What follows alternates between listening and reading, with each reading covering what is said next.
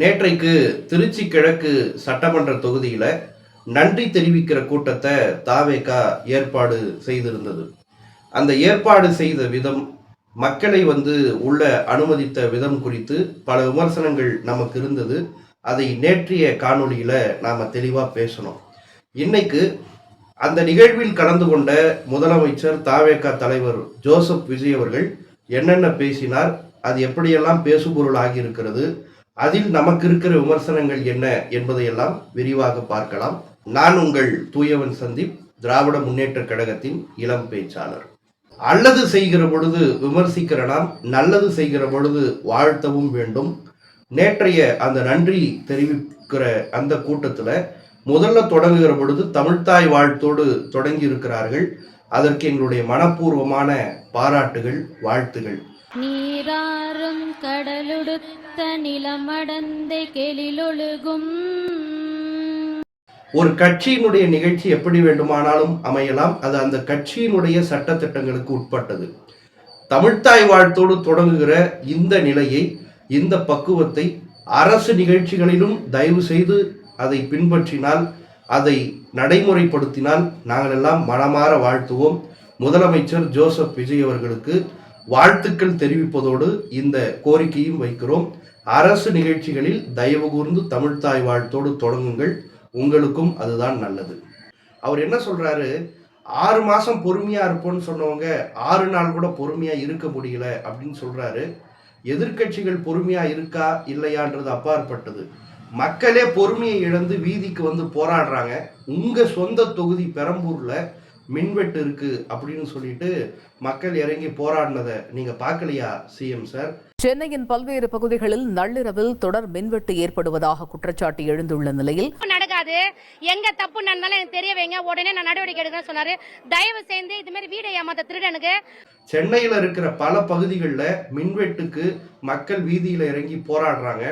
தமிழ்நாட்டினுடைய முதுகெலும்பாக இருக்கக்கூடிய விவசாயிகள் உங்க ஆட்சியில வீதிக்கு போராடுறாங்க. சில வந்து கொண்டிருக்கிற ஒரு அமைச்சர் சொல்றாரு, விவசாயத்தை விட விளையாட்டு தான் முக்கியம்.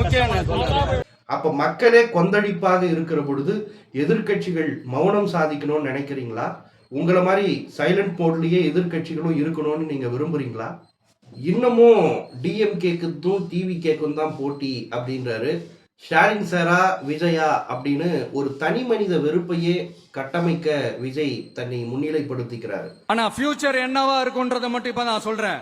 உங்களுக்காக உண்மையா உழைக்க வந்த இந்த விஜயா, இல்ல இந்த விஜயோட ஆட்சி அமைஞ்சிட கூடாதுன்னு தடுக்க நினைச்ச ஸ்டாலின் சாரா? நாங்க விஜய்க்கு சொல்றதெல்லாம் ஒன்னே ஒண்ணுதான் சார். நீங்க சிஎம் ஆயிட்டீங்க, தயவு செஞ்சு தூக்கத்துல இருந்து எழுந்துருங்க. கோட்டசாமி சார், இந்த கோட்டசாமி லைஃப்ல இதுவரைக்கும் எதையுமே கோட்டை விட்டது சார். அங்க பாரு, ஒரு சிஎம்மா உங்களுடைய பேச்சை கட்டமைங்க. இன்னமும் தேர்தல் பிரச்சார கூட்டமாவே நினைச்சு இன்னமும் தேர்தல் பிரச்சார யுக்தியே பயன்படுத்திட்டு இருக்கிறீங்க.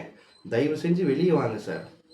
கவர்ச்சியில மயங்கி நமக்கு ஓட்டு போட்டுட்டாங்களா அப்படின்னு எதிர்கட்சிகள் சொல்லுதுன்னு புலம்பி தீர்க்கிறாரு முதல்வர் ஜோசப் விஜய் அவர்கள். இந்த கவர்ச்சியில மயங்கி மக்கள் நமக்கு ஓட்டு போட்டுட்டாங்களா? நான் என்ன சரி விடுங்க. கவர்ச்சின்னு நாங்க சொல்லல சார். நீங்க பேசின கூட்டத்துல உங்களுக்கு முன்னாடி ஒருத்தர் பேசினார். அவர் பேர் என்னப்பா? கூப்பா கிருஷ்ணன். அவரு தான் தன்னோட பேச்சுல 2 இடத்துல சொல்லியிருக்காரு கவர்ச்சின்னு. இவ்வளவு எதிரிகளை எல்லாம் நீங்கள் வசப்படுத்தக்கூடிய அந்த கவர்ச்சி உங்களிடத்திலே எப்படி இருந்தது? இப்படிப்பட்ட இந்த கவர்ச்சியை கண்டு நானெல்லாம் உங்களிடத்திலே வந்த பொழுது ரைட், வேர்லயே எண்ணெய் ஊத்திட்டு போயிட்டதுனாலதான் இப்ப நடக்கிற எல்லா பிரச்சனைகளுக்கும் அந்த ஆட்சி தான் காரணம்னு நீங்க முந்தைய ஆட்சி மேல பழி போடுறது உங்கள் வாதப்படியே நாங்கள் சரி என்று ஏற்றுக்கொள்கிறோம். வேர்ல வெந்நிய ஊத்திட்டு போனவங்கள வெளிச்சம் போட்டு காட்டாம பின்ன வேற என்ன சொல்லுவாங்க? ஆனா கெட்டது நடக்கிறதுக்கு மட்டும் முந்தைய ஆட்சி காரணம்னு சொன்னா, அதே நேரத்துல நல்லது நடக்கிறதுக்கும் முந்தைய ஆட்சி காரணம்னு நீங்க ஒத்துப்பீங்களா? இன்னைக்கு உங்க ஆட்சியில நல்லதுன்னு சில செய்திகள்லாம் சொல்லுவீங்கல்ல. 717 மதுக்கடைகளை மூடினாங்களா இல்லையா? அது ஒரு விமர்சனத்துக்குரியது, அதை பின்னாடி பேசுவோம். ஆனா அது ஒரு சாதனையா சொல்லுவீங்க. இந்த சிங்கப்பெண் அதிரடிப்படை அது ஒரு சாதனையா சொல்லுவீங்க. அது முந்தைய ஆட்சியில இருந்ததுன்றது அது அப்புறம் பேசிப்போம். அது ஒரு சாதனையா சொல்லுவீங்க. இப்படி எல்லாவற்றையும் ஏன் இந்த பள்ளி மாணவர்கள் கல்லூரி மாணவர்கள் அரசு பேருந்துல போறது இதையெல்லாம் உங்க சாதனையா வச்சுக்கலாம். இதுக்கெல்லாம் முந்தைய ஆட்சி காரணம்னு சொன்னா ஒத்துக்க மாட்டீங்க. ஆனா நடக்கிற கெட்டதுக்கெல்லாம் முந்தைய ஆட்சி காரணம்னு சொன்னா அதை ஒத்துக்கணும். மக்கள் என்ன, அதை நான் சொல்ல விரும்பல. எனக்கு ரொம்ப நாளா நம்ம சிஎம் சாருக்கு யார் ஸ்கிரிப்ட் எழுதி கொடுப்பாங்கன்னு ஒரே சந்தேகமா இருந்தது. இப்ப அது தெளிவாயிடுச்சு. நம்ம டிஆர் தான் ஸ்கிரிப்ட் எழுதி கொடுக்கிறாரு போல இருக்கு. தூர சக்தி, ஓர சக்தி, கோர சக்தி, பார சக்தி, அட்டாக் பண்ற புலி, அட்டகாசமான புலி, அசால்ட்டான புலி, அசத்தலான புலி. இப்பதான் பேச்சினுடைய கன்க்ளூஷனுக்கு வரும்.